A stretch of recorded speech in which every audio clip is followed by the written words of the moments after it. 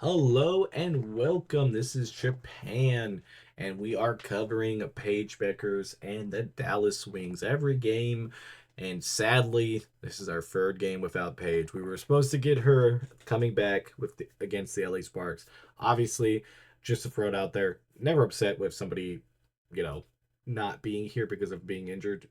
You got to do you. You got to take care of yourself. So it's definitely nothing like that. But man, is this team hard to watch without her.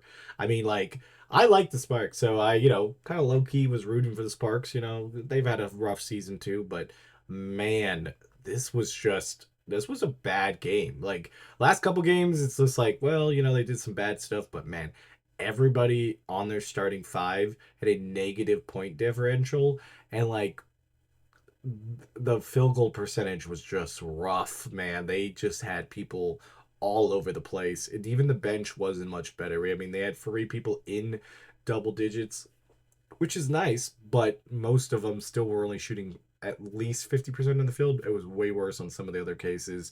And LA didn't really play that good. They just kind of went out there and did what they had to do, but it was enough to win the game, obviously.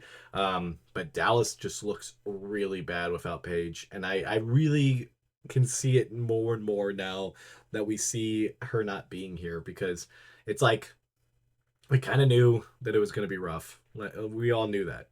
But I don't think anybody could have realized it was going to be this rough. And yeah, I just there's not much to say about it. Obviously, Carrington carried the way with 16 points and tried to do something.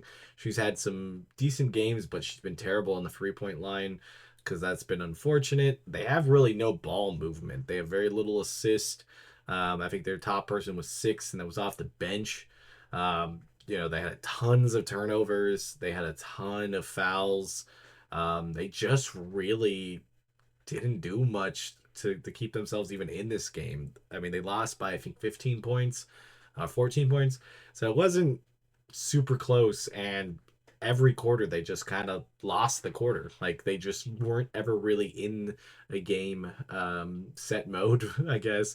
They're now lost again at home, which makes it super rough for them. And we hopefully will have Paige back next game, which should be tomorrow.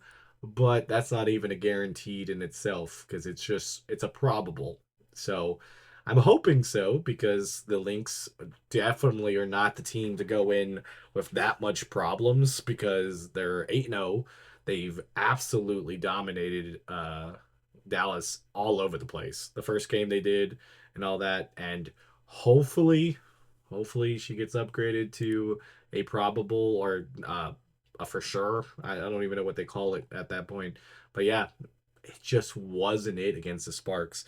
Like I said, I am a Sparks fan. Like if I have to pick a team, I like the Sparks a lot. So I, was kind of rooting for the Sparks here, but I really didn't want it to be this bad.